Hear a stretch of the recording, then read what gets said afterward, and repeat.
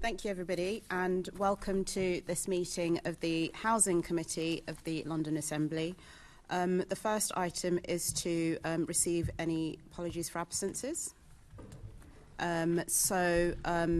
Before I do that, actually, I would like to welcome you all.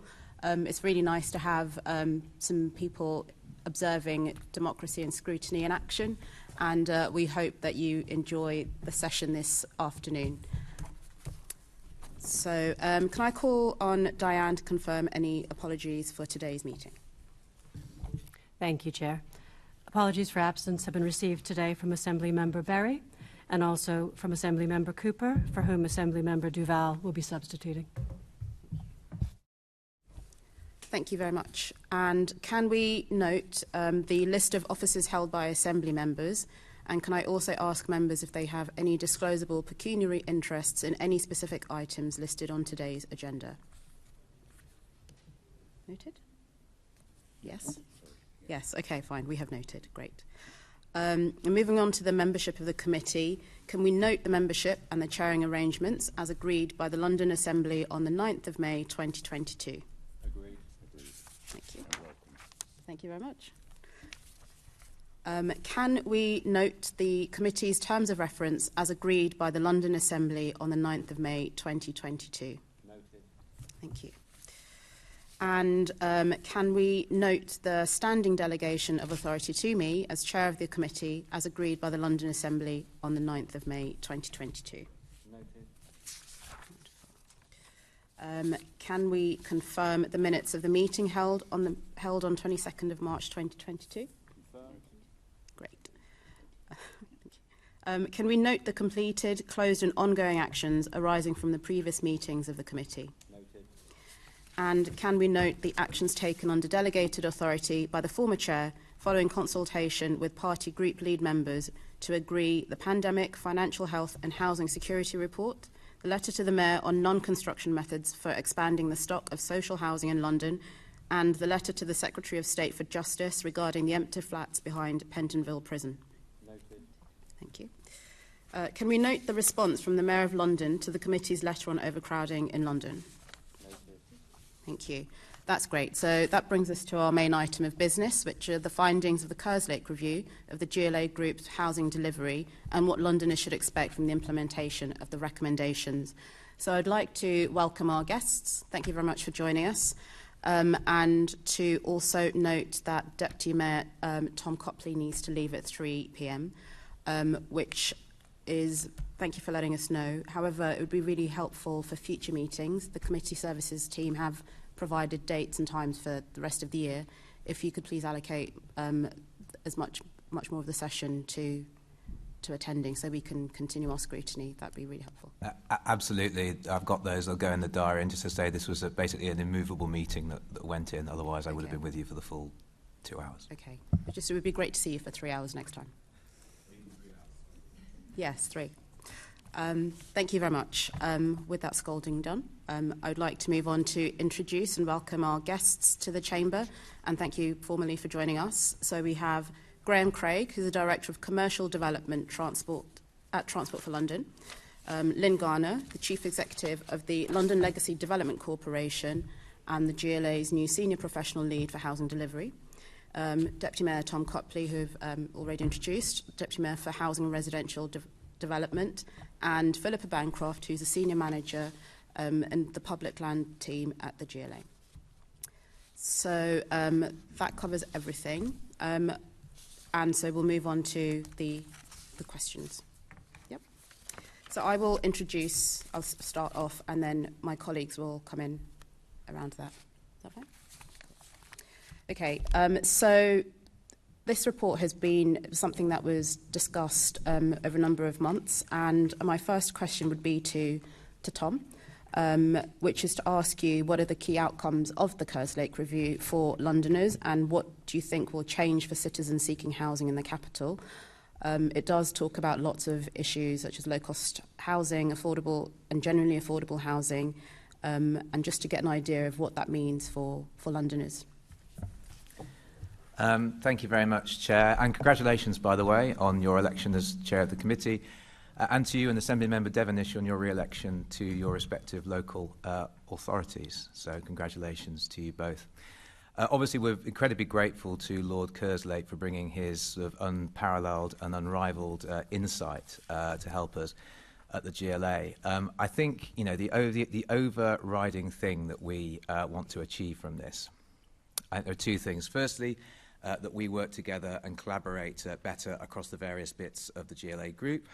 As you know, pretty much all of the GLA Group are involved in housing delivery in one manner or another, whether it's the GLA itself via GLAP, TfL, of course, LLDC, OPDC, and, of course, MOPAC and the LFB, mainly involved in land disposal. So the key aim of the review was to get us working more closely together. And, you know, I think it's fair to say we already work together pretty closely even before the review. But there's always more that can be done. And I think what was vital is having that sort of independent voice that can sort of take a step back, take stock, that sort of doesn't have a kind of a vested interest, I suppose, in what's going on, and can give that really sort of clear professional view as to how we can collaborate more closely together. And of course, the outcome that we all want is more homes on the land that is under the GLA Group's control, of which there is quite a considerable amount, as the committee will be aware. And of course, the number one thing is the delivery of more genuinely affordable homes.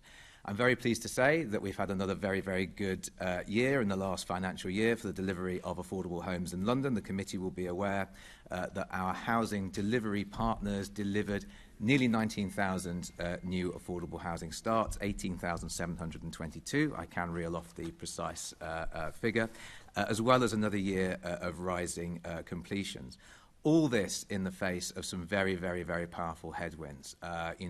Rising materials costs. I mean, the headline rate of inflation hit 9% today, as you will know. But the rise in materials costs, which has been going on now for some time, is even greater than that. Tender prices, all our partners are reporting tender prices coming back above what they expected, in some cases considerably above what they expected. We've got a labour shortage, we've got a war in Ukraine, we've just come out of a pandemic, we've been dealing with the aftermath of Brexit.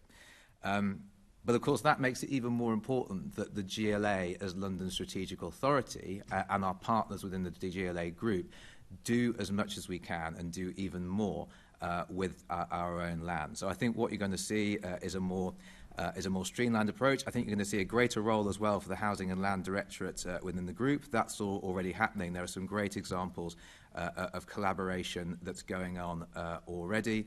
I see the Housing and Land Directorate providing more support and expertise around the group. I see more sharing of talent across the group, and I know that's something that Lynn is leading on as one of her sort of first tasks as the senior professional lead. How we support and retain talent within the group, make the best use of the talent that we've got in the various bits of the GLA Group that are involved in housing delivery, the ultimate goal being to deliver the genuinely affordable homes that we need. If I could just, I will bring you in. If I could just quickly come back on that. So overall, the review does highlight the different functional bodies and their delivery, the different ways in which they, for example, dispose of land, whether or not they have an obligation to look at social housing or just kind of, any type of tenure issues in their disposals. The new body, what's the additionality? I mean, what's the broader commitment to... Which new body? Sorry. So first of all, is it a new body? I think in my reading of the review, it's sort of the Kerslake review. Are we using the existing functions that we have already and then consolidating some of that work internally within the GLA, or are we establishing a new function? I suppose. So there's two elements of this. There's firstly bringing together or working together more closely across what we're doing already. Secondly, there is this, as you know, the City Hall developer, Yes. which That's we what are I meant, setting yes. and for which we are currently or about to recruit, I think, at least about 5 posts too, that will sit within the Housing and Land Directorate. Okay. And that's going to be delivered in 2 stages. So the first stage of that is going to be a sort of consolidation and expansion of what we're doing already, particularly within the field of land assembly. And I'm sure the committee may be interested in probing some of that more closely as well.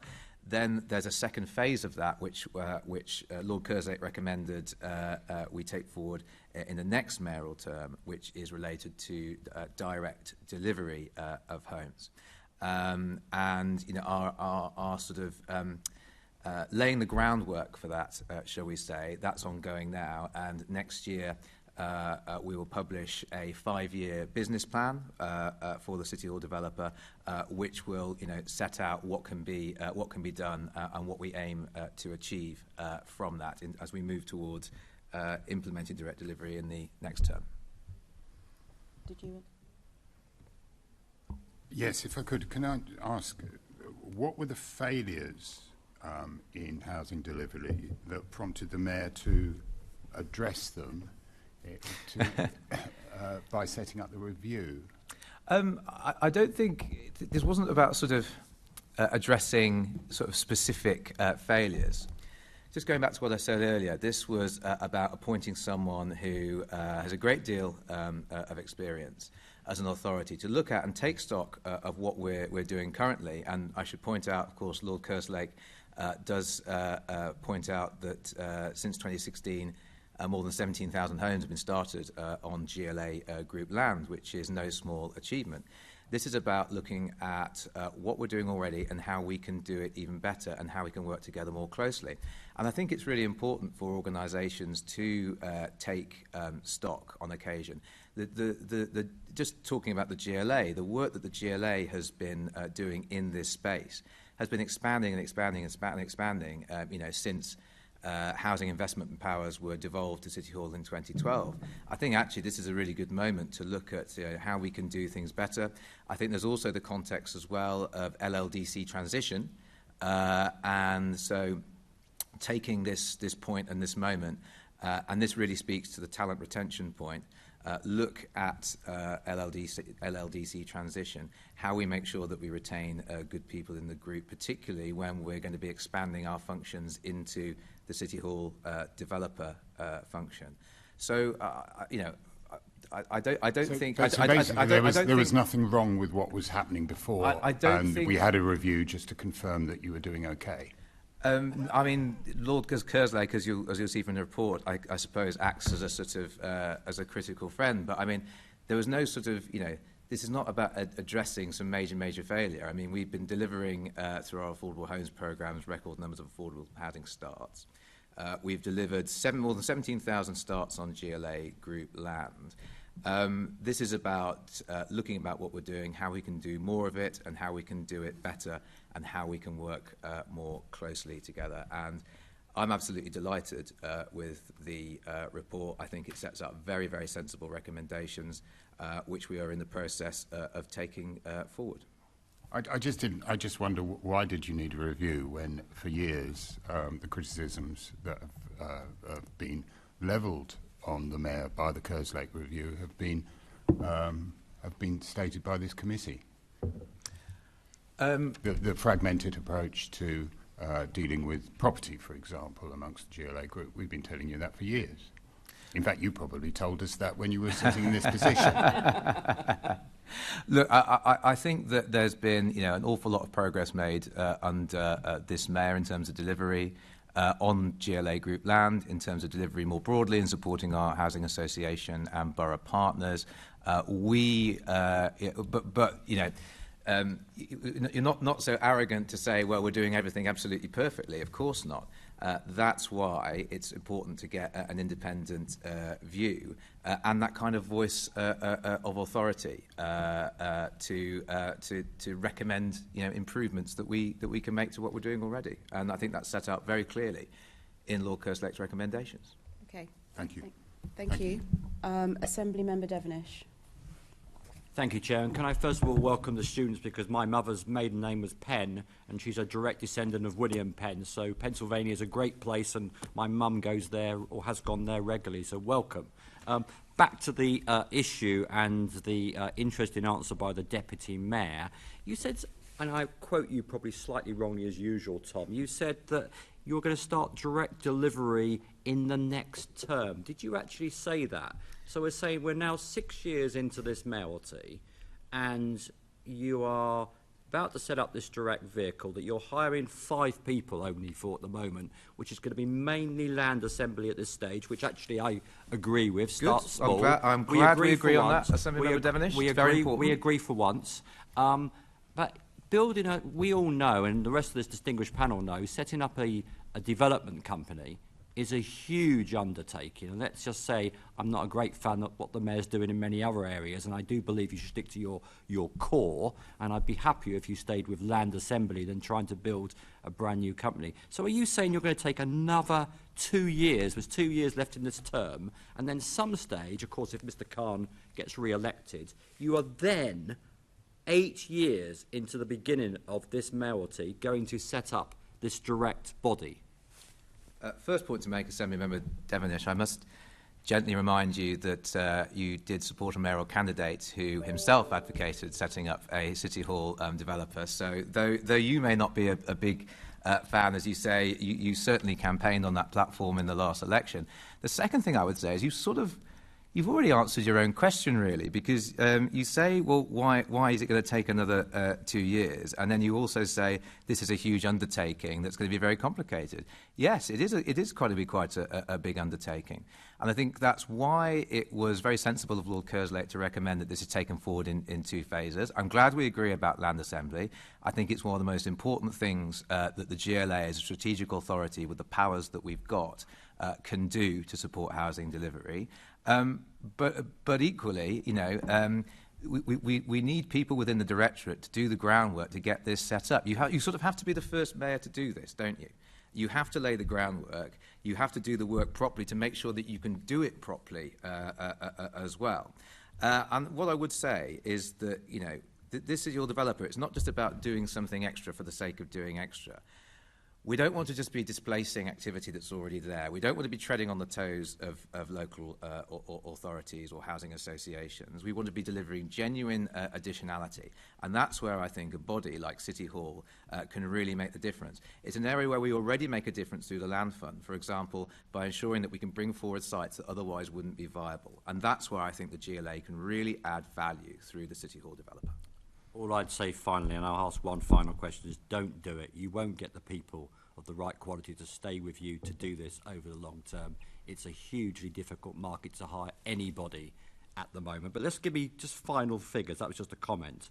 In terms of current workload, your affordable housing numbers still have 25,000 starts over the next year by March 23 to meet the famous 116,000 target that you and I have been discussing for 6 long years. None of the 35,000 homes from the new 4 billion, say new 4 billion fund, I think even that's a year old, for 21-26 have even been started, and just 45,000 homes completed in the last 6 years compared to 94,000 in 8 years under the previous mayor. So do you think, my question really is, do you really think 17,000 housing starts in 6 years as an achievement? 17,000 housing starts in 6 years. Those numbers don't add up. So we did 18,722 in the last year, and every year the mayor, the assembly has, or certain assembly members have said to the mayor, "You're not going to hit your target." Every year the annual target has been hit. In this instance, the annual target was exceeded by a not inconsiderable amount, which you know, takes a little bit of the pressure off for next year. But we're very, very clear with everything that is happening, you know, in the economy, all the problems that have sprung from things like Brexit, which I know, you know, you are a fan of and I am not, are creating massive issues for our partners. Of course it's going to be a struggle. The programme, of course, was always backloaded. And I want to directly address the point that you made about the no starts to the 2021 to 26 programme. We can't do any starts for the 2021 to 26 programme because the government won't allow us to get into contract at the moment because there are still negotiations between the Treasury and DLUC. And that is the reason why we can't start. And we actually urgently need them to get a move on because the way the market is going, our partners are clamouring to be able to get into contract with us so they can start getting this delivery going because the more time passes, the more prices rise, the more costs increase. So if the government would get a move on, we would actually be able to get some money out of the door in the 2021 to 26 programme as well. I'll leave you there, Chair. Thank you. Chair, if I may very briefly. I really want us to move on. You can come back at a later point, sorry. I'd like to bring in Lynn, if that's okay. My question is a two-part question for you about your immediate priorities as the new senior professional lead, what you expect to achieve in the next 12 months. And just building slightly on what Assembly Member Boff did say, how are you planning to bring together each part of the group to ensure a more cohesive approach, bearing in mind people's operations around assembly and disposal are quite different at the moment? Thank you, Chair. I think I'm very much in fact-finding mode, as you might imagine. It's a few weeks in, and the committee will realise that I'm doing this as well as my day job. Although I know all of the parties, apart from the property representatives at the Fire Brigade and MOPAC, I know Graeme really well, and colleagues at TfL and colleagues across the other groups. So I'm not anticipating difficulties in the collaboration side of the job. I think immediate priorities have been largely set out by the Deputy Mayor. We need to establish some kind of governance framework for scrutiny and monitoring, which will sit under the Homes for Londoners Board, as I understand it. We will be doing some deep dives, particularly around the GLAP and the TfL programme. So I would like to understand what the pipeline of sites is, where they are, what's funded, and what the opportunities are coming forward that are currently unfunded, and therefore how we might make best use of those opportunities, in particular to have a look at the funding envelopes and how we might flex funding slightly differently. So some early conversations going on around future opportunities to collaborate across the group. So at the moment, yes, meeting people. We have started the recruitment of a dedicated project manager. We'll be looking at an HR strand of work around talent succession and management. LLDC, for example, will start to leak talent next year as part of its transition and unfolding up its own developmental priorities. So East Bank completes as a construction project in 2023 and is handing over through 2024. So there's an opportunity there to keep that talent within the group, and we'll want to make sure that we can do it. So they're sort of immediate thoughts at the moment, Chair. Thank you. I will bring you in after this, Assembly Member Boff. Just one quick question. And my question is to Deputy Mayor Copley. That the 2022-23 budget includes around £1 million for the City Hall developer and the implementation of the recommendations of the review. And does this constitute an overall increase in the budget dedicated to housing, or is it drawn from elsewhere in your department? Yes, Assembly Member. Yes, Chair. It does represent an increase in the Housing and Land Department's overall budget. And also, how does the announced money, 422,000 to pilot the City Hall developer work, how will you be splitting the remaining 600,000 or so from that million across other to deliver other recommendations? As I understand it, the first pot of money, if you like, that you mentioned is for 5 posts in essentially our development team, which are related to the City Hall developer. The 600,000 will be to support the senior professional lead and the sort of general delivery of the review. So that will include, I think, 2 posts plus a budget for consultancy as well. Thank you. And if you could come in very briefly, Assembly Member Boff, your question. Yes, to Mr. Copley. I mean, do you think 17,000 a year is enough? So are you talking affordable housing starts? I'm talking about your figure of 17,000. Oh, sorry. cross purposes.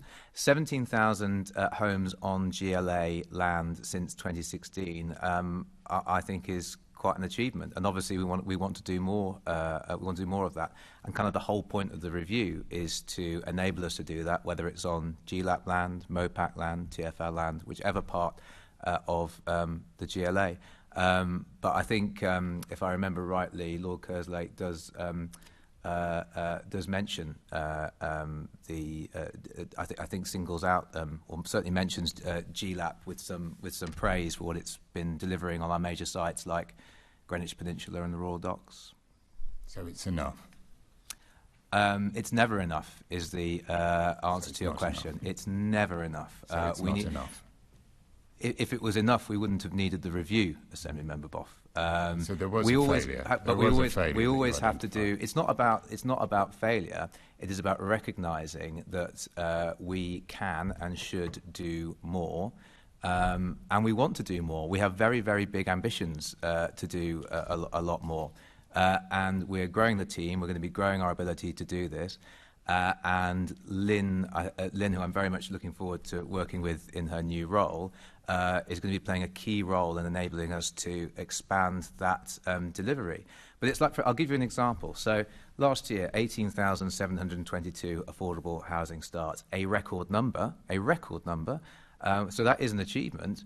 But because of years and years and years of under-delivery, going back decades, it's still not enough because we still need to be delivering more affordable homes. And mine and the Mayor's ambition is that we do even more than we are doing now.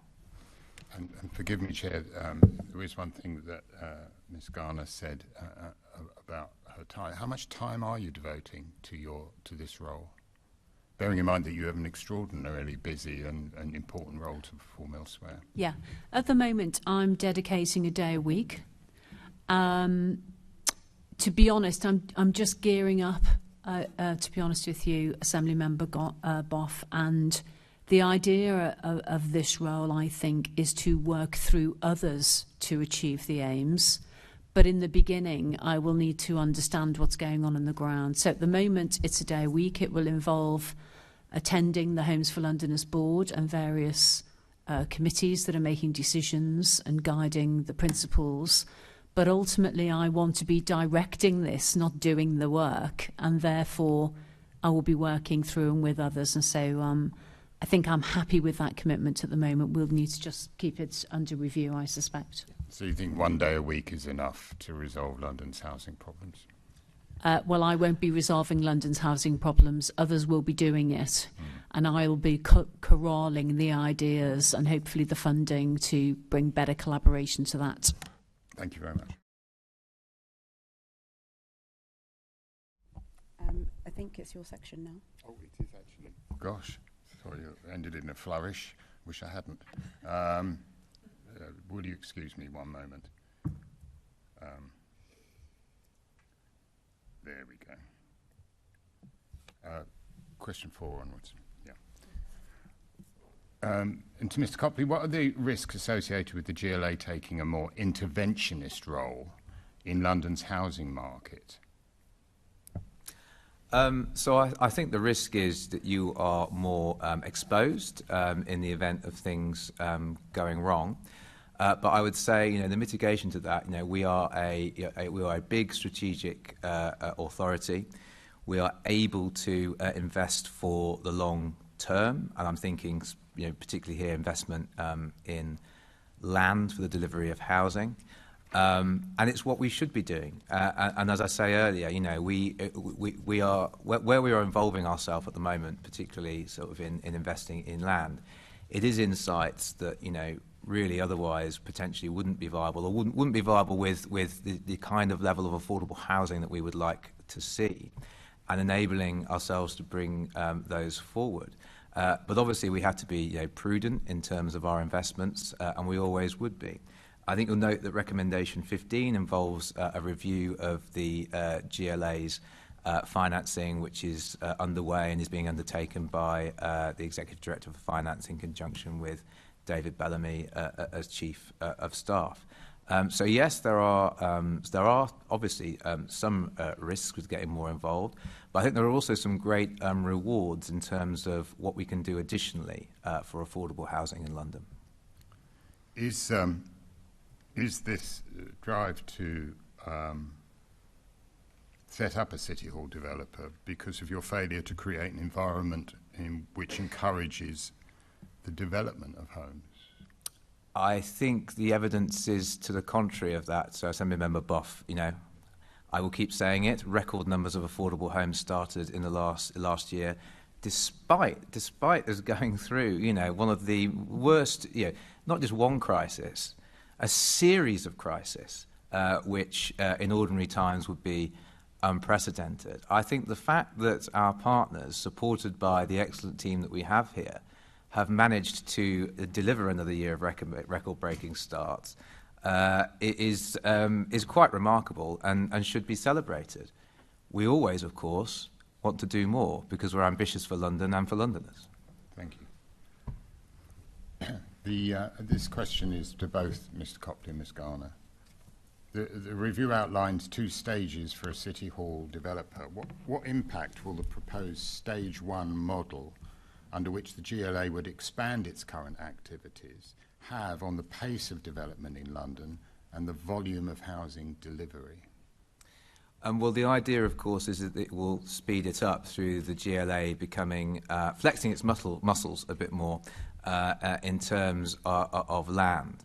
If the Assembly Member doesn't mind, I might ask Philippa to come in because she heads up our public land team and can offer a little bit more insight on this, in fact, a lot more insight on this than I can.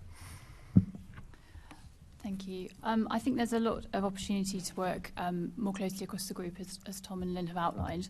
And obviously, leading the change, really. I think a lot of what the GLA does is drive innovation and thinking, so the market has the potential to follow. Similarly, TfL obviously works on projects, and we try to explore opportunities and create a space in which the market can then follow. So we're not necessarily doing all the work, similar to Lynn was saying, that we want to corral that work that's going on more broadly, but by creating examples and particular, as I say, investing in innovation and innovative partnership working, that's how we can lead that wider delivery in London. So obviously we form part of the percentage of delivery that will go on, but actually it will be leading our partners and working with them to enable that to go more widely. And I think just to add, I think it is worth stressing the point about partnership. Pretty much everything housing and land does is in partnership and with partners. And it's about what value we can add to what's going on and what we can push forward that might not otherwise get over the line. But how would that, if in place, change at Stage 2, under which the GLA would be undertaking direct delivery of homes?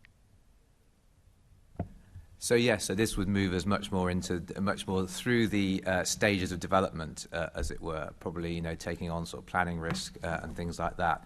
And again, as I said earlier, it's about ensuring additionality rather than just trying to displace what's out there already, sort of reinvent the wheel for no reason. But I think there is a genuine opportunity. I mean, you've seen.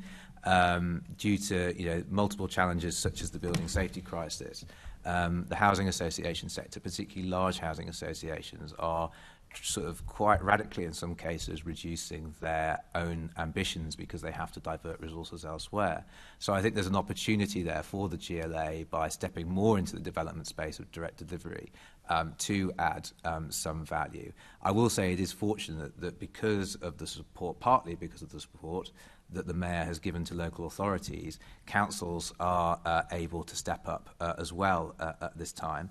And, in the new programme, the majority of the homes for social rent will be delivered by councils, which is a major, major increase from the position at the beginning of the 16 to 23 programme. When do you expect the City Hall developer to be set up? The business plan is being worked on and will be being published next year, and that's when I think we'll be able to give you a much clearer idea of when that will be established. And have you got an idea of how many homes are expected to be built?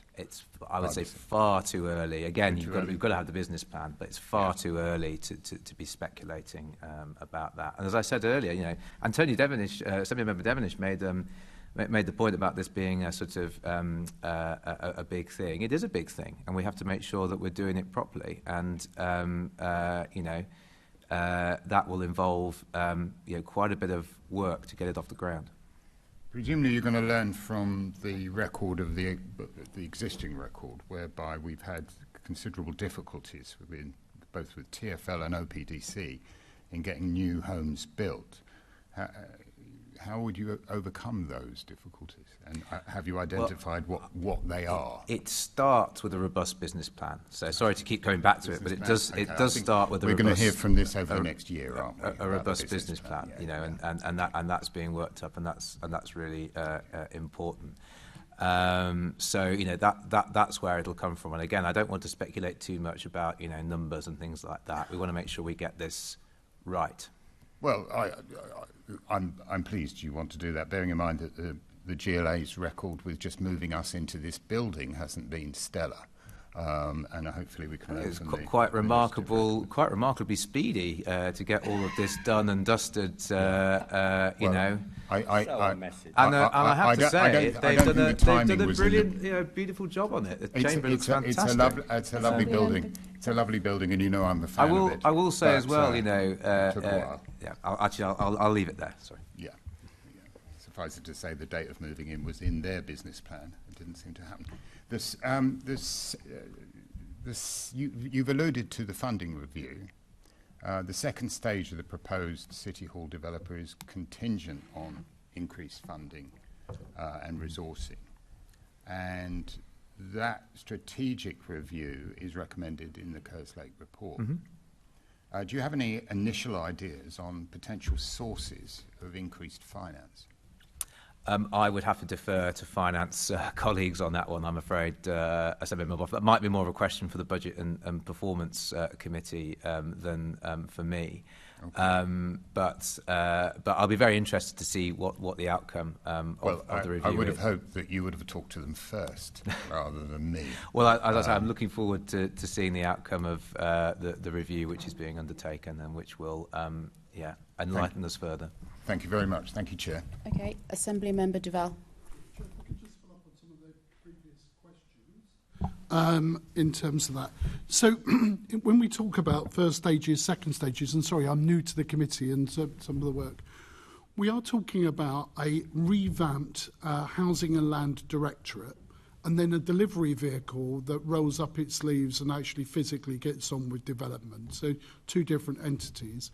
In moving towards that stage, we're not proposing, I don't get any indication of that, I just want to seek assurance that we're not proposing to go slow on anything, to build up land for a new delivery agency. We're still going and walking in parallel with your existing processes that deliver homes, and then we move into the new regime once we're ready, as in the development issue. Is that correct? Absolutely right, Assembly Member Duval. There's going to be no slowing down. In fact, the opposite. And I think that the work that Lynn is, the initial work that Lynn is going to be leading on, looking at the pipeline of land, that could be of great benefit to delivery partners around London, because there will be opportunities there for development partners to come in and for us to get that land developed more quickly, potentially.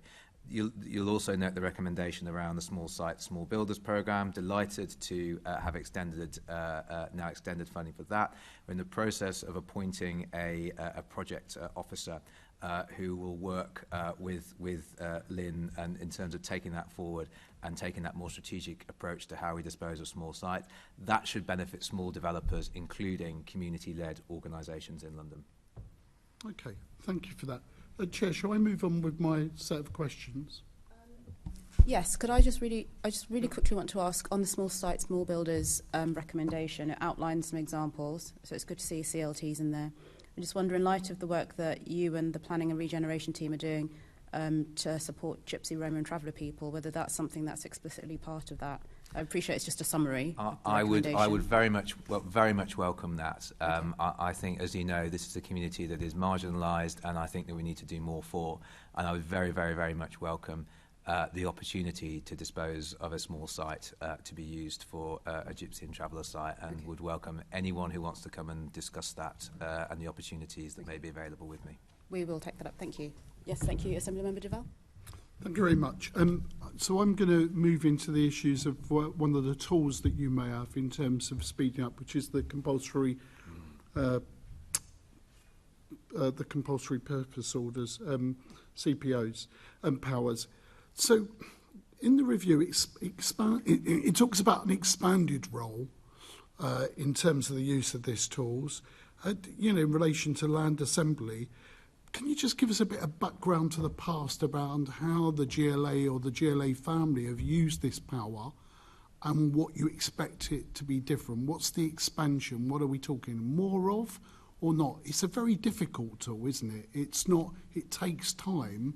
And of course, there is always meant to be reviews that are happening around how it's going to work. So can you just take us through and what do you think the restrictions have been of its use, have been up to date, and where do you think you can open that or open up that barrier? So I kick off and then others can comment. So an awful lot. I mean, I think the vast bulk of the GLA's land is land that we inherited from various predecessor bodies. Where we've purchased land, where we've acquired land, it's tended to be, we try and do it without CPO. We buy land on the market. So I think, Philippa, an example of this would be the St Anne's Hospital site.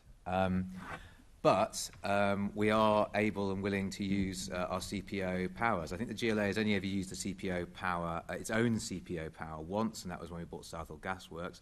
This, I believe, is a good example, pre-existing example of cross-group working, because we drew very much on the talents of the TfL CPO team, because, of course, TfL CPO for transport purposes.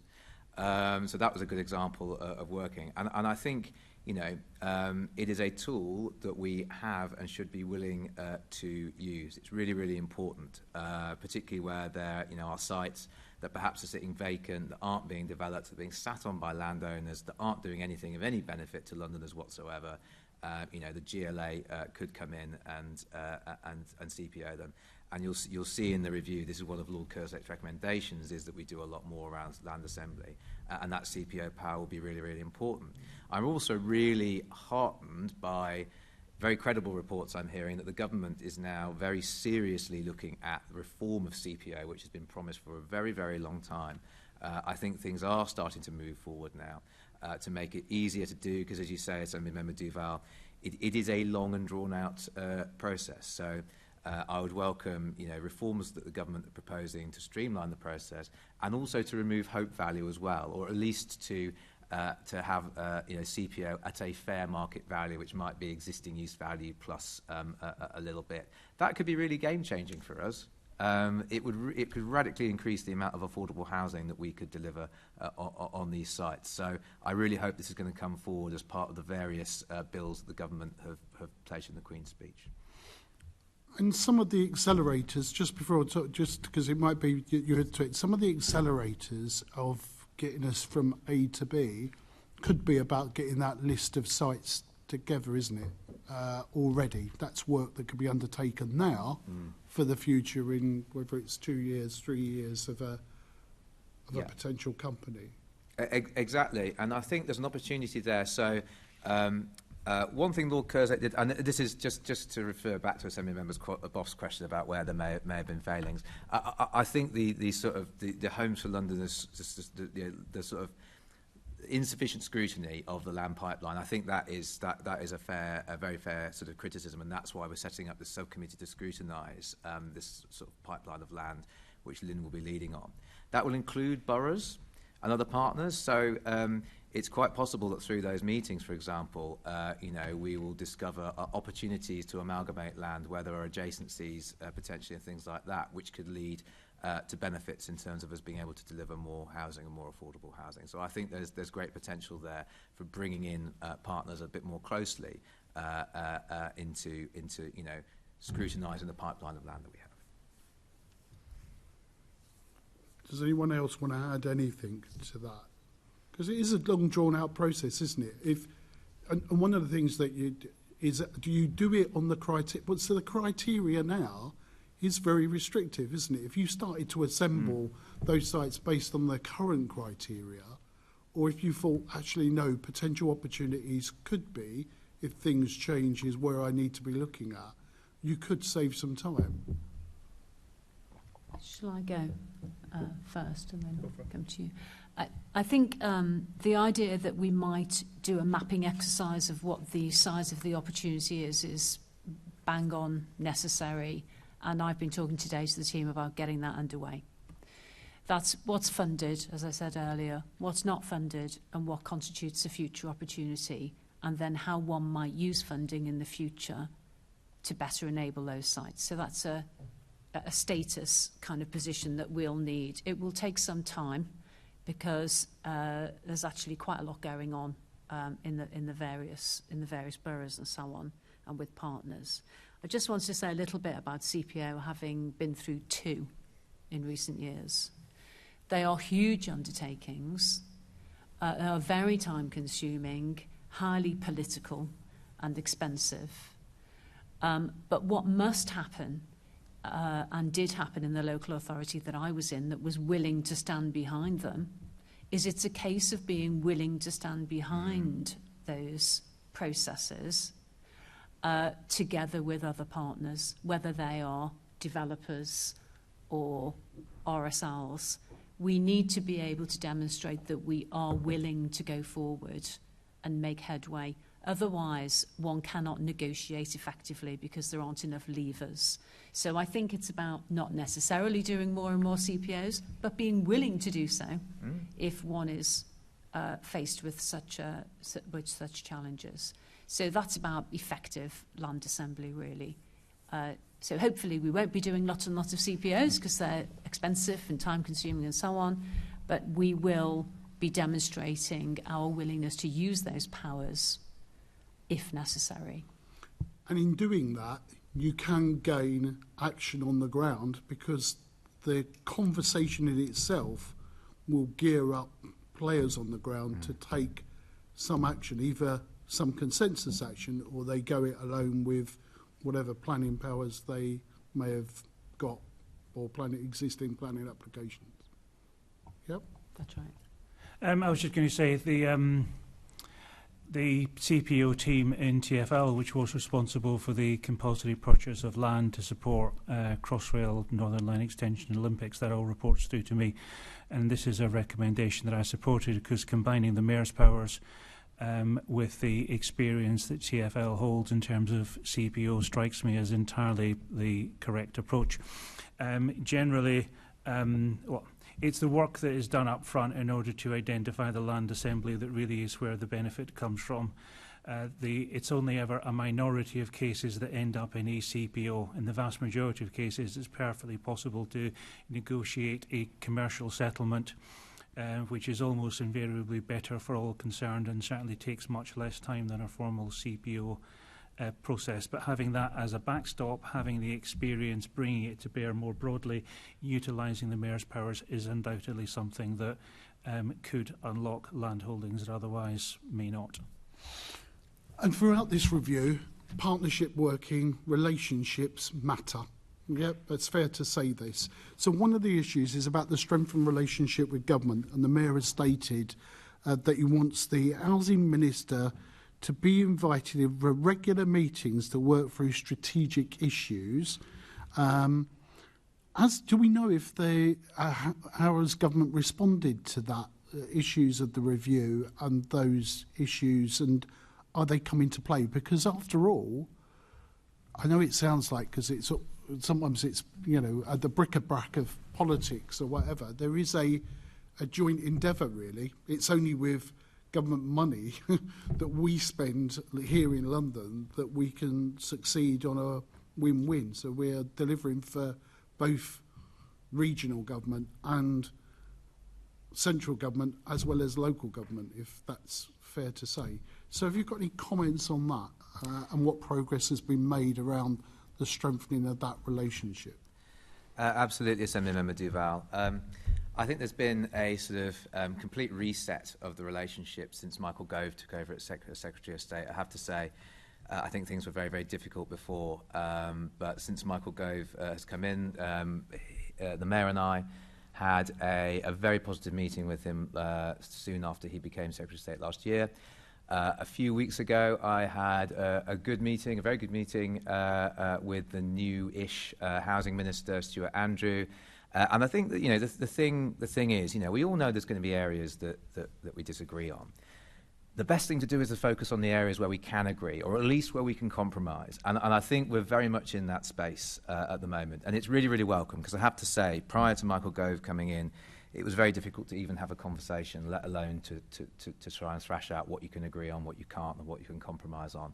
So, you know, I very much welcome the kind of the sort of new relationship that we've got now with DLUC, and you know, we're certainly very, very keen to work with them constructively to deliver more homes for Londoners.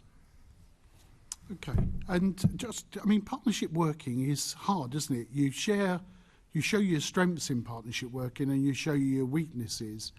And of course, some of that must be within the GLA Group about delivering for each other in some ways, rather than just for your principal organisation.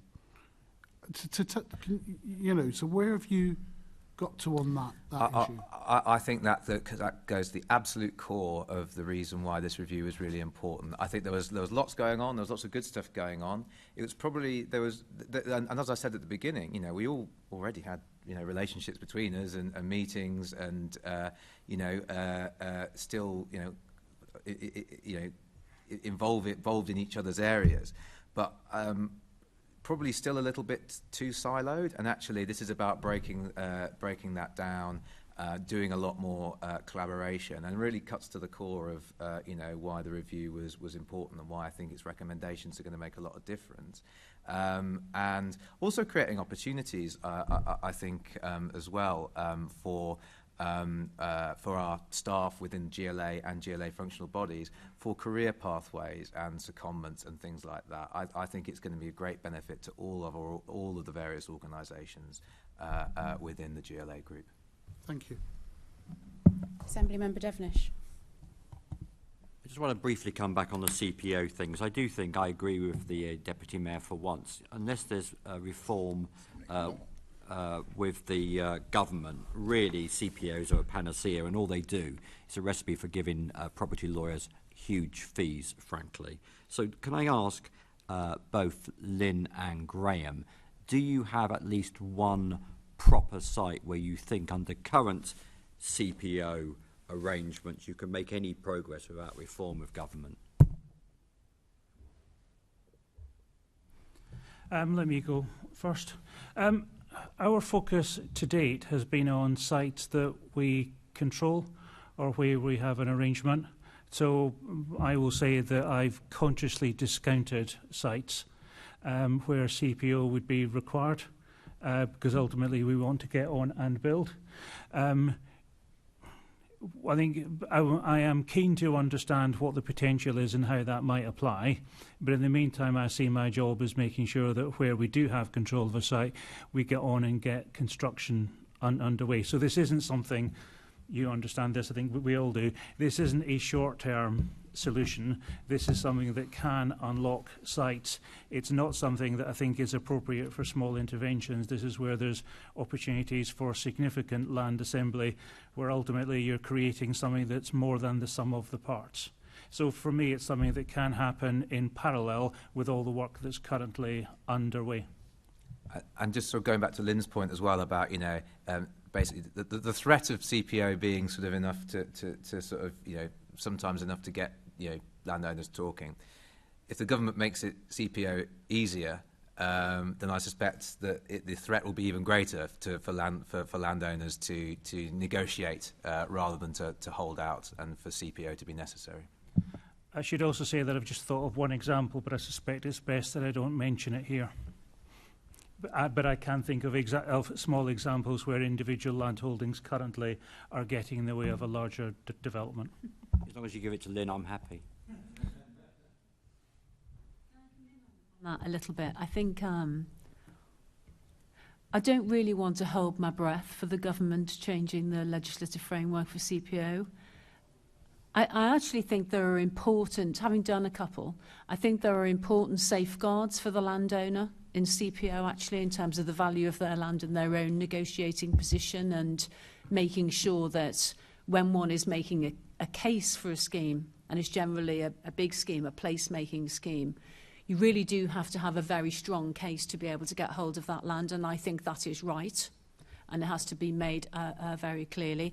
Of course, what generally happens is the costs of those lawyers are taken up by the developer in question, but of course that will always drive a viability question at the end of the day in terms of how much has been spent in assembling the land to get the development going, and that's where the legal costs are very relevant.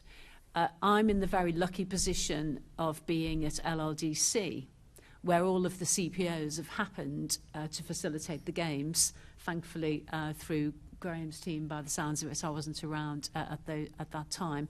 And so a very beneficial position of sitting on the land that we own and making decisions within that framework, which is very different to OPDC, where land ownership is not the same, obviously, and it's got quite a long way to go. I've been involved in two high-profile schemes where one that was very successful, and that will be known to everybody in the room, and that was the Tottenham Hotspur Stadium scheme, where there was a small piece of land in the middle of the new pitch that was essential to that scheme in order to build a new stadium. So that was successful. It took an awfully long time to resolve matters, however, and it did go the whole route. Would you like to continue with the other questions? Or? Yes. Question 9 and 10. I tried to segue you so smoothly. 9 and 10, please. Too busy agreeing with the deputy. Well, yeah, I have to say we're both... I've counted twice, I think, now in this meeting that we've agreed with each other, Tony. That's probably a record. So I'll quickly move on. Lynn, I can agree with you, it's okay. The review notes a number of issues with respect to the London LFC and MOPAC approach to date, particularly that they have not prioritised delivery of affordable housing and net zero goals. So my question is, what interventions will you be implementing with those two bodies to tackle those specific issues, please? I read that myself. I think it's disappointing. I haven't yet had the introductory meetings with the heads of property at those organisations, and they're in my diary. I know that MOPAC are proactively considering their position, and they've taken some legal advice post the Kerslake report, and I'll be really happy to explore that with them. I tend to agree with the conclusion that Kerslake makes in the report, that the value of land is linked to the planning policy, but there may be some different views there depending on whose policy one is looking at, the borough policy or the mayor's policy, and that'll be something that goes to the heart of the best consideration point. But really, I need to explore that with them. My understanding, mostly from Tom actually, is that the opportunity sites that remain both in MOPAC and London Fire Brigade are now thinning out. They're not going to be the bulk of the opportunities that we look at going forward. TfL have huge land holdings, and that will be where we'll be focusing a lot of our activity alongside Land Assembly and the GLAP holdings, I would have thought. Well, I agree with that, but I have to say, when I was chairman of Regeneration, I think 2 or 3 years ago, we did a couple of meetings, and I have to say, the greatest respect to the Met and the Fire Brigade property teams, they're not as good as the other GLA property teams, and that's an understatement. They really don't know what they're doing, is probably a blunter way. So I would encourage that if you are looking at that you make radical changes, and that was a unanimous virtue on the Regen Committee of, I think, 2019, although, of course, Labour members couldn't say that publicly. Moving on. Just to say, I need to leave now, but I consider myself suitably admonished by the chair, and I'll make sure I can do the full session next time. Thank you very much. Good to see you. Thanks. Assembly Member Buffer said 4 hours, so make sure you come. Yeah. Great. And my second and final question, again, is to Lynn, back to her day job. What role will LLDC and Old Oak Park Royal Development Corporation play in the implementation of the Kerslake Review recommendations, please? I think quite a big role, particularly in the talent management and succession plans across those organisations. David Luntz is heading up an organisation that's gearing up. I'm heading up an organisation that's gearing down. We'll want to keep the talent in the family and make the best use of it. Have to say, I've worked in borough development teams for years. I'm very impressed with the competency at LLDC. And I think the family should work hard to retain that talent where it can and give people development opportunities. Lots of people have been with us for a small number of years, won't be getting things like redundancy packages and would really appreciate job placement, so we can help that happen and feed that through. When I look at the recommendations, I have a copy that Philippa has really helpfully put together on a spreadsheet, and she's put some lead names against the recommendations, and that's fine. But actually, I think what we want to see, not yet discussed this with Graeme, is members of across the functional bodies leading on those recommendations together, rather than most of these names being GLA names, because I think we will test the ownership of the recommendations if we make them jointly responsible for rolling them out. So I see Rosanna Laws, my Executive Director for Development at LLDC, sitting on the talent side of things, but I think it has to be alongside others in Graeme's team and in David's teams as well, so that we've got some mutual ownership of those outcomes. Thank you. And I have one additional question, Chair, and I shall be very quick. You may have seen on the front page of the FT today, great news after 12 years of a Conservative government, the lowest unemployment in half a century.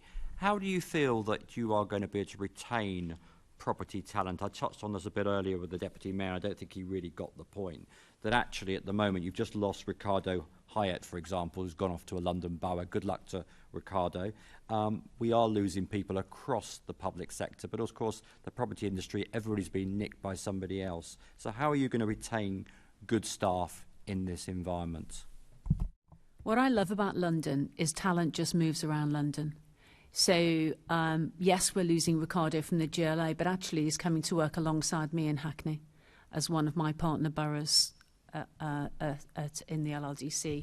So I'm actually quite pleased about that. You know, I can still use his talents and so on, and we'll continue to consult with him on some of this work, given his knowledge. What we do is we steal talent from each other. What we don't do is do it in a meaningful and measured way and think about people's careers through the GLA family. So even OPDC, GLA, LLDC and TfL, we advertise jobs independently and people move around, but it's not in a planned way. I'm not idealistic enough to think that we can completely plan that, but I think there are things that we can do because we have different specialisms in different areas of the business, and it will be possible, I think, to career plan some of those steps for people, depending on where they are in their career trajectory. Mostly the talent moves around London, actually. It doesn't move off and out of the frame.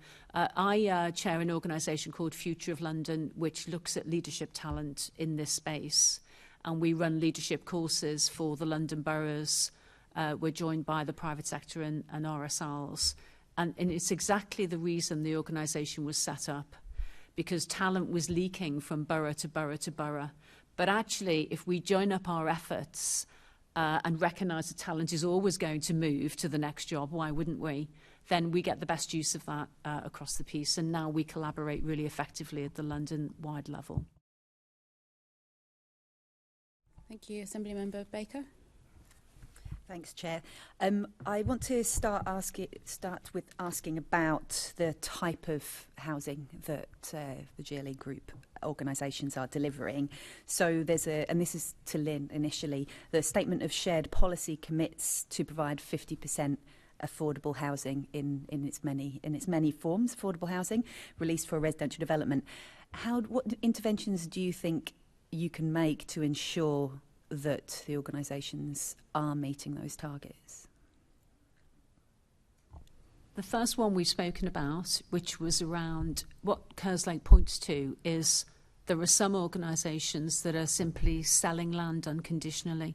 MOPAC and LFB would be examples in the past. I think I'd like to understand that and get under the skin of that and see if we can't change that, because I think if we can be disposing of land with conditions associated with planning policy, we might get better outcomes. That might mean that there are opportunities to compensate those organisations and buy the land in. So that would be one avenue that I will want to discuss with people. The second is that, just using my own example at LLDC, we had a plan for 35% affordable housing on the park. When I got my job in 2018, it was just after Sadiq had announced his 50% target on public land. We then changed the plans to be able to bring forward 50% on public land, but we had to do it, given where we were in the stages of development, we had to do it in a portfolio approach. And I think there's some flexibility we can bring to this by thinking more about portfolios and less about site-by-site approaches. So looking at portfolios within the functional families, TfL, LRDC, OPDC and so on, but also looking at portfolios with the boroughs as well. So there might be something we can make headway there with, because we spend an awful lot of time site by site trying to get 50% when there may well be significant infrastructure or design problems on that site that could be remedied if we put another site into the bucket. So I think there might be some flexibilities around there, for example. So by portfolio approach, you mean some sites or some developments would be higher and some lower. Absolutely. And it evens out. I mean, that presumably will potentially have drawbacks in terms of what sites are designated as affordable, as suitable for affordable or suitable not for affordable. Yes. And what would you put in place to ensure that so it depends, and we need to look at the pipeline first and see what the pros and cons are and the politics around doing things like that and timings, because there'll be implications. But I suspect that a portfolio approach might give us a bit more flexibility in terms of getting away the overall aim for the sites. Just an idea. We'll have a look at it. Do you think that there's an opportunity to get over 50% on overall? And also, what proportion of that do you think, what are you looking at in terms of social housing delivery, bearing in mind that that's what's desperately needed in London? As to Lynn, but I don't know whether Graeme has any views specific to TfL as well. Sorry. That's okay.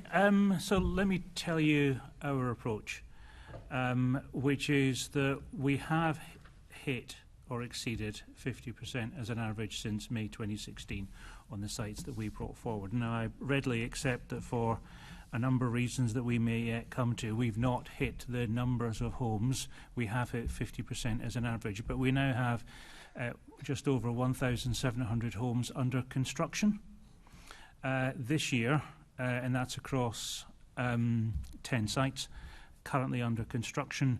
This year that we're now in, we will add another 2,400 homes to that list across 12 sites, so an average of a site a month will be brought forward over the course of this year. So we'll be at that point over 4,000 homes under construction, and we'll hit or exceed 50% as an average across the piece, because we do utilise, and for us it works, to take a portfolio approach. We're never less than 35% on any one site, but elsewhere we offset it.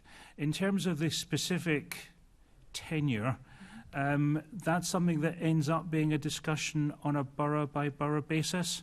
So we consciously seek to ensure that what we bring forward, whether it's the size of the units or the tenure mix, hits whatever is the local need. So we have a close relationship with the GLA. I think there is nothing that I have to disagree with in the Kerslake review in terms of understanding what more we can do to work more closely together, and I completely welcome Lynn's appointment, who I think is the ideal person to ensure that we work well together to achieve more than we could do working more independently. But ultimately this comes down to the landowner, the development partner, the borough and the GLA working together to ensure that what we bring forward on a site-by-site basis delivers whatever is the specific requirement at that location. Standing back, part of my job is to ensure that across the piece, from a TfL point of view, when you add up all those individual sites, it will hit at least 50% affordable housing. Thanks, that's helpful. So going back to Lynn, so in terms of social housing, is that what you see the role overall as? So there's an overall target affordability which is appropriate for the GLA Group overall, but when it comes down to actual sites, then that then becomes a local discussion and a local negotiation. There seems to be a sort of tension in that. Why, the need for social housing overall is similar to the need for affordable housing overall London. Why is one suitable for a cross-London target and one is not? So there are different policies in different boroughs, as Graeme's alluded to, and essentially when you get to the planning table, you have to be able to justify yourself to that borough, don't you? And so I think it will vary on a scheme-by-scheme basis. You're asking about my own approach to social rented housing. There is huge demand already. Are we at 60 or 70,000 households in temporary accommodation at the moment? Probably not rising exponentially at the minute because there's a ban on evictions. But that's a time bomb waiting to happen, given the cost of living crisis, in my view. So the demand is high. And the officers at the GLA asked the question the other day around how housing waiting lists have increased. And I think the figure, Philippa, was 20% between 2019 and 2021. There's huge unmet demand, I think, in that social housing product. I think we will do what we can, given the constraints and in particular the financial constraints that we face. We're not a developer that is taking a 20% profit, so we will be able to max out social rented housing on sites where we can. And just one example comes to mind, and that's St Anne's Hospital, that I understand achieved 60% affordable housing, but it didn't make a financial surplus. Thanks for that. That's helpful. I think, bearing in mind these are our sites, London sites, it would be good to see as much as possible of them going to the people in most need. Coming back to Graeme, and specifically on TfL, you've touched upon it in your last answer. So I think you've sort of answered, but I'll ask anyway. So the Kerslake review, has it been welcomed by TfL? And what do you see your role specifically is in the implementation of the recommendations? Probably what I should just set out, if Assembly members aren't aware, is that we have set up a commercial property vehicle within TfL. So even before the impact of the pandemic, from a property point of view, we were effectively in competition with Transport for Funding. Now, when COVID-19 hit, then TfL rightly prioritised all the money that was available on the transport network. And that means that we have had effectively no funding for property for 2 years, and our programme has been stalled. We have agreement from central government and City Hall to, rather than, for example, have a fire sale of assets, that TfL retains the assets. We've moved £2 billion worth of assets into a separate vehicle that's wholly owned by TfL. And we're now in a position to borrow against those assets. So we've set up a financially separate property vehicle within TfL, wholly owned by TfL, to develop TfL land. So we will actually be able to accelerate development activity. That's why we're now live on 1,700 homes. That's why that increases to over 4,000 homes next year. It's not simply investment in housing, though of course that's important. We're bringing forward a portfolio of commercial office sites this week actually to bring forward development opportunities above Southwark, Bank and Paddington Station. We're also investing heavily in our retail units and arches across London. In total, we've got 2,500 commercial tenants, 93% of whom are small and medium enterprises. So there's a huge role here for TfL to work with commercial funders, to work with commercial partners, to have a very strong social and environmental agenda, to invest in our existing estate, to invest in bringing forward development, to absolutely hit the 50% affordable housing target, but to do so in a way that also generates an increasing profit for TfL that will be returned to TfL in the form of a dividend, such that we're in a position to have what we have agreed with government and the GLA, which is this double bottom line of bringing forward 20,000 homes over the next 10 years, but also a growing annuity to reinvest in the transport network. And we are going to be more successful doing so, working closely with colleagues across the GLA family, as well as, of course, boroughs across London. And the over 60 development sites that we've identified encompass more than 20 boroughs across the capital. So huge potential for us, generating tens of thousands of jobs, and also taking advantage of the longevity of the programme, because we're talking about literally tens of thousands of homes that we can build on TfL land.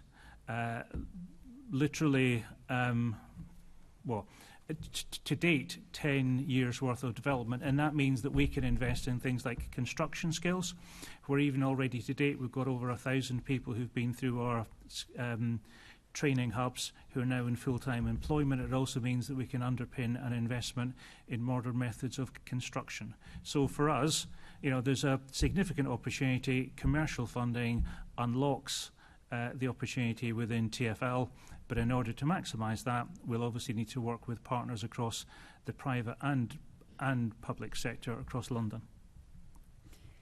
Thanks. That's a really helpful overview of it.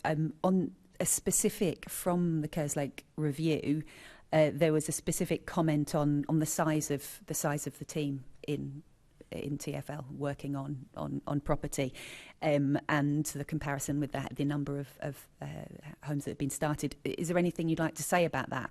What the reasons for that, and how that will be resolved? We have, as I've said, over 60 development sites. We will now be bringing forward a dozen or so sites a year. We'll be averaging 2,000 homes a year that will be under construction. We've also got, as I've said, not simply a housing programme, but a commercial office programme, and we're also investing in our arches and retail estate as well. And there's opportunities for us to generate long-term revenue from industrial and logistics activity, which again supports jobs and growth in London, as well as creates a revenue stream for TfL. Also worth saying that, again, in comparison with some other parts of the GLA family, what we're interested in is actually not a capital receipt, but we're interested in long-term revenue. So what we are doing is retaining assets, investing in those assets, generating long-term return that creates that annuity stream for TfL. So this is not about, for us, putting sites to market. This is us on some of the most complicated sites with transport infrastructure in London, working to unlock those sites alongside commercial partners to create long-term revenue. And that requires a significant investment in skills. It does require a team of the size that we've got. And in response, probably as helpful as any to Assembly Member Devenish's comment, we will never be able to compete with the private sector in terms of pay. What we do seek to do is to have give people the opportunity to work on some of the most interesting, exciting, challenging sites in London.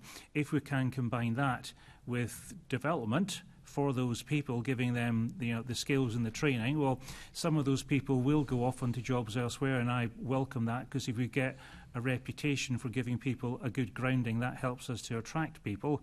But some of those people will stay and they will become leaders of the organisation. And if we can create a team that better reflects the diversity of London than my current team does, again, that's a legacy and something that I'm keen to work towards. Is that sort of part of the work that will be going on? You've talked a bit about HR processes as well. Yeah, and thank you also for that advert for to come and work for TfL. Also, so another criticism that there was in the review of TfL was poor engagement with local authorities and communities that then resulted in challenges delivering housing. Do you agree with that characterisation, and do you expect the reforms that are suggested to help improve on this? Undoubtedly, there's more that we could do. What I would say is, so we brought forward 35 sites to planning committees. Of those, 34 had positive officer recommendations, so which I hope demonstrates the fact that we do engage. We engage with officers, we engage with community groups. There's a huge amount of activity that's underway. I have here, for example, that even in 2020, in the midst of the COVID, we had 212 stakeholder meetings and 49 public consultation events. So again, on average, once a week. There's a huge amount of consultation and engagement that goes on. Clearly, in not every case was that successful. We brought 35 to committee, 34 had positive recommendations, but ultimately there were 5 that were turned down at committee. I would rather that was none. What I would say is that those that were unsuccessful were ones where we had a development partner in place. And I think there may have been an element of naivety that by bringing in a commercial development partner, they would manage that. They know how to engage. I draw a contrast between that and one site, for example, at the Bolo Lane in Acton, where we, TfL, took that through planning and got planning permission for 852 homes ourselves. So we crystallised the value from that site. We're then in a position to take it to procurement to bring in a partner, but where we secured planning up front. And of course, if you go through a procurement process, it can make it more difficult to adjust the dynamics of the site rather than as the landowner taking forward planning oneself. So I think one element of this is that we are more likely to take forward more planning applications in-house within TfL.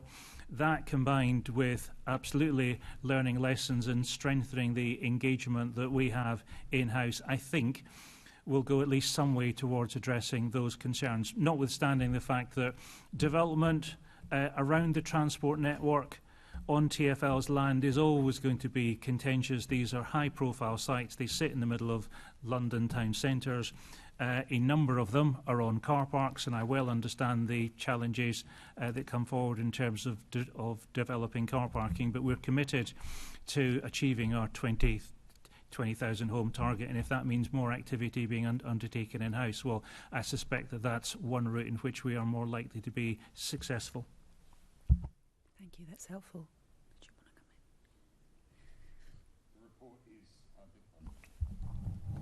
in? Kerslake report is critical of TfL's poor engagement with local authorities and communities, which kind of reflects what many members of this assembly have been saying for some time. How are you going to review the programme of developments you've got and address the concerns of local communities about the scale and the type of developments that have been proposed recently on car park developments on the stations, suburban stations? I think probably 2 things to say as regards that. One, I will draw back to the fact that the vast majority, 34 out of 35 sites, had positive recommendations for office. So we did work closely with local communities, local design review groups, mayors' design advocates, planning officers and others in order to make sure that what we were bringing forward met local needs. Clearly, there are a number of cases still a relatively small minority in the context of all the sites we've got that were not accepted at planning committee. It's also true to say that there's a number, indeed over 1,000 homes where we were successful at planning committee, but those have then been called in or been subject to other challenge, and of course that's frustrating to go through the process of getting a planning committee approval but then not able to get the site developed. And again,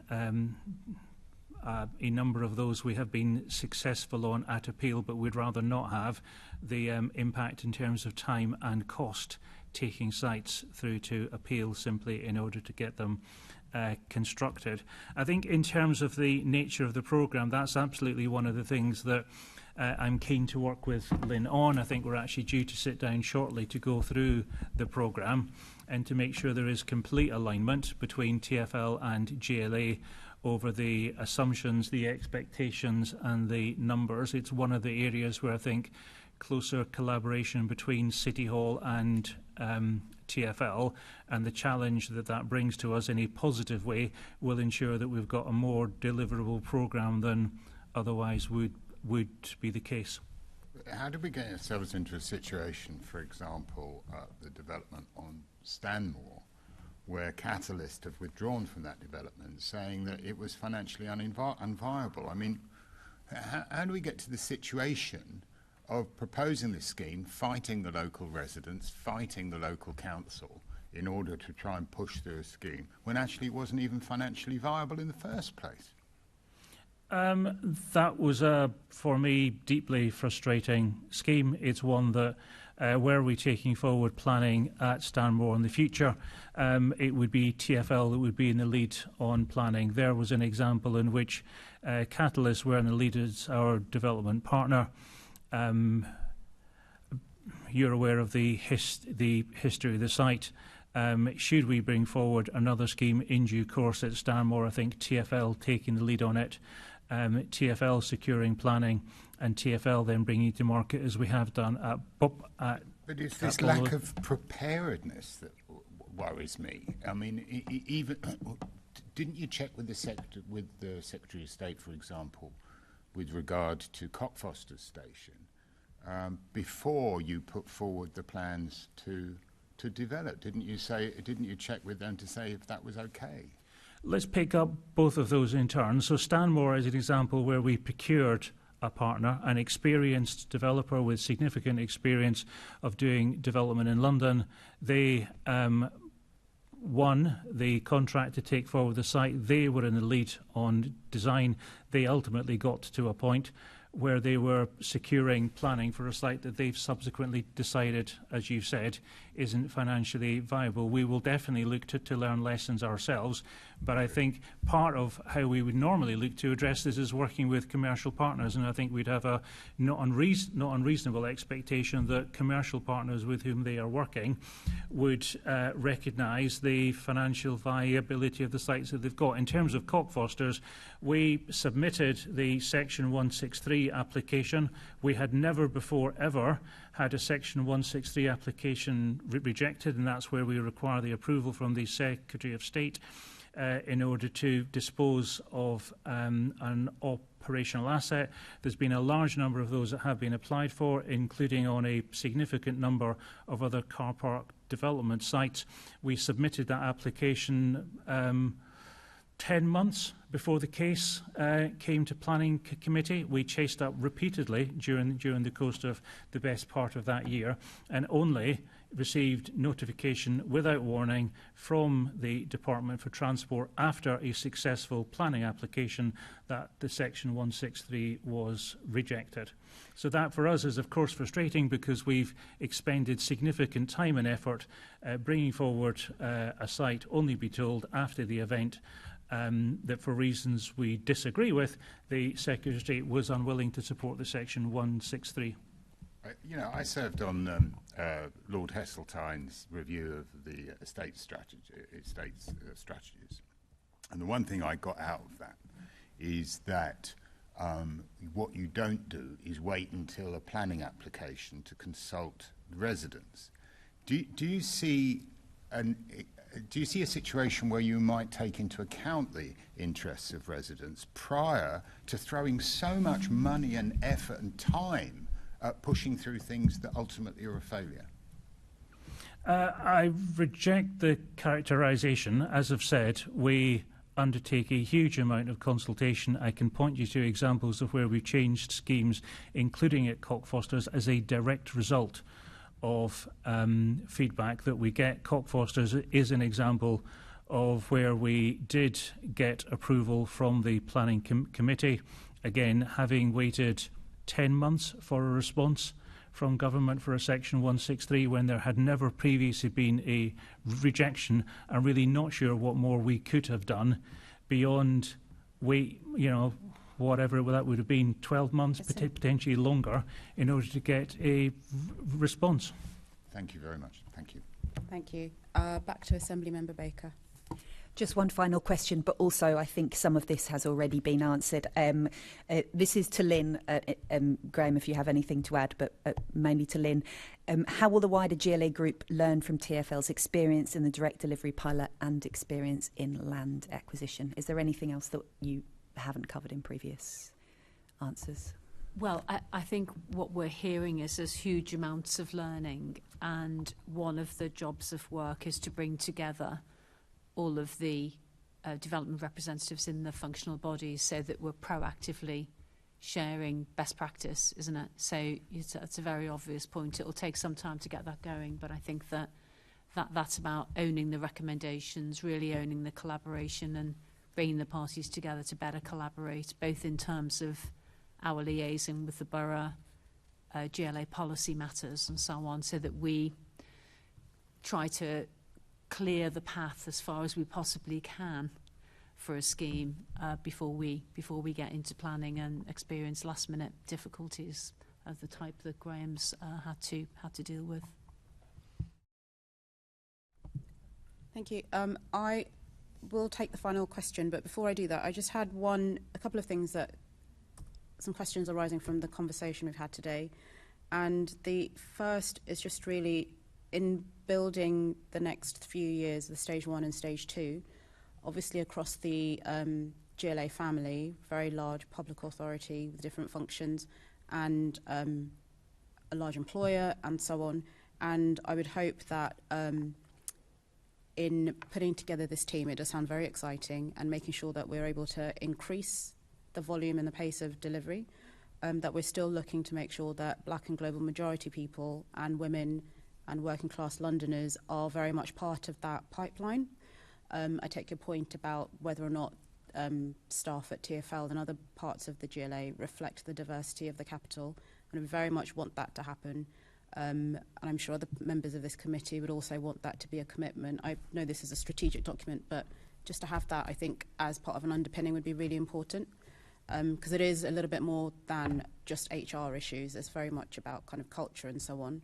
And that leads me on to, off the back of Assembly Member Baker's question about whether we have a portfolio approach versus a site-by-site approach in where and how we deliver affordable housing and the nature of that housing, whether it's flats or family-sized homes, which I know Assembly Member Boff is very passionate about, but is actually really important. Whilst I appreciate that overall you're looking at numbers, we also, as a committee, do look at and I'm sure you do as well, but one of our considerations is who are those people that will live in those homes once they are completed. And we just, in, again, delivery against this review and for the different functional bodies, that we're not, for example, bedding in a situation where more desirable parts of London or parts of the portfolio are unachievable for people that are on low to middle incomes or in social housing. And that, again, does go back to the demographics of who are those Londoners. So I just wanted to comment on that. My actual final question, you're very welcome to come back on that, but it's more food for thought, really. I was just going to say a couple of things. As I said earlier, we never have or will, I suspect, hit less than 35% affordable housing on any site, regardless as to where it is, and we're achieving 50% as an average across the piece. When it comes to the affordable portfolio, we are basically at 40% one bed, 40% two bed, and 20% 3 or 4 bed, as it happens across the portfolio. But again, that is the product of individual discussions that take place at a site-by-site basis with the local borough, as well as the work that we do in order to ascertain what the local need is. So, you know, we do work hard in order to make sure that we address the local need. Obviously, we also do monitor at a portfolio level what the impact is, and I completely agree with you on the importance of the challenge of ensuring that we have diverse and inclusive teams, and that comes from, you know, how we attract people into the industry who may not previously ever had considered a role.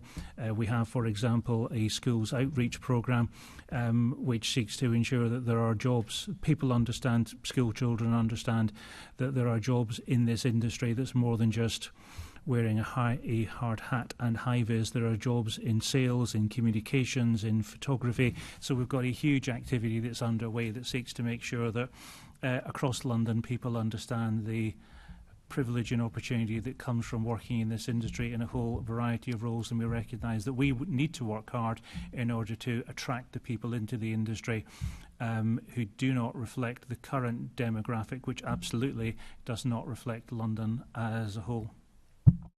Thank you. Very briefly, Assembly Member Devenish. Thank you, Chair. I noticed we haven't asked Philippa a question, so I actually have a question for her, because it's very rude not to ask one question.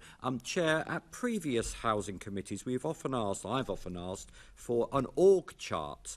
And as Homes for Londoners now has at least 6 components, the land team, the LFC, the London Legacy Company, the Mayor's MOPAC, the Old Oak Development Corporation, as well as the TfL property teams.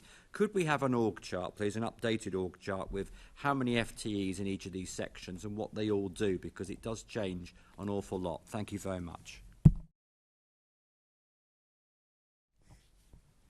Okay, thank you. So this question, my final question, does include you, Philippa. You'll be pleased to know. It's for everybody. And so Michael Gove sort of announced changes to Section 106, mentioning that Section 106 possibly was to be removed and replaced by grant funding. And I just wonder what the impact of this is. I don't know what, if any, impact as well that might have on mayoral SIL as well, in terms of delivering affordable housing and also wider infrastructure works in those parts of London that need it. So we can start with Philippa. Sure. I think obviously the changes to Section 106 could be quite significant in terms of the ability to deliver some of that infrastructure, as you say, because it will remove the tying of the obligations to the sites themselves and look at a more strategic level. So there are opportunities for it to work strategically for infrastructure to be delivered, but there's some intricacies around the sites themselves and how they will be individually mitigated. So it's definitely, I think, perhaps some time will tell in terms of how it plays out specifically, but it's something, and I think the mayoral seal will obviously stay in place for the time being, so that will remain. That's good to know. Thank you. Yeah, I think it is only Section 106 that's being talked about at the moment, and the SIL's obviously critically important to strategic infrastructure.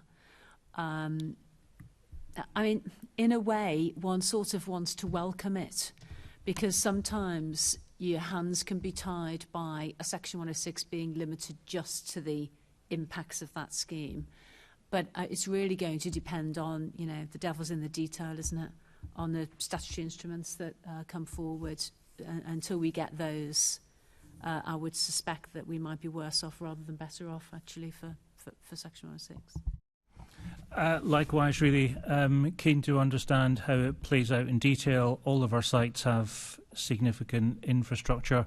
One of the things that we're keen to do alongside bringing forward housing is to improve the transport network. We're wholly owned by TfL, so if we can deliver step-free access or improved cycling facilities, we're obviously keen to do so. So from my point of view, it's just as much certainty as we can get as quickly as we can, so that we can factor that in. Again, I come back to the fact that notwithstanding the challenges, we are successfully bringing forward literally thousands of homes across literally dozens of sites.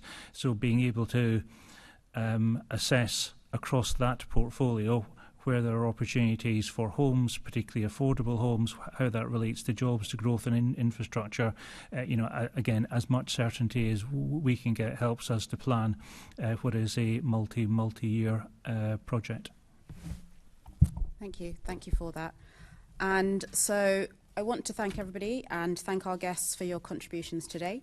And to members of the committee, can we note the report in today's discussion? Noted.